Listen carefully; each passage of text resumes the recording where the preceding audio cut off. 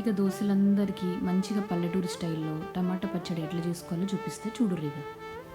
ఇగో పాలు నేను చెప్పినట్టు చేసి చూడుర్రి. ఇక టేస్ట్ అయితే జబర్దస్త్ ఉంటది. ఇక ఇప్పుడు ఫస్ట్ అయితే ఒక కడాయి తీసుకోండి. దాంట్లో శనగపప్పు, మెంతులు, జీలకర్ర గిట్ల మంచిగా రోస్ట్ చేసుకోండి.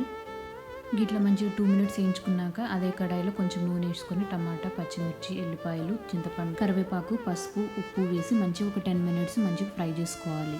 గిట్ల మన అమ్మమ్మలు, నానమ్మలు చేసిన టేస్ట్ రావాలి అంటే మనం మిక్సీలో కాకుండా ఇట్లా మంచిగా రోట్లో నూరుకుంటే టేస్ట్ జబర్దస్త్ ఉంటుంది.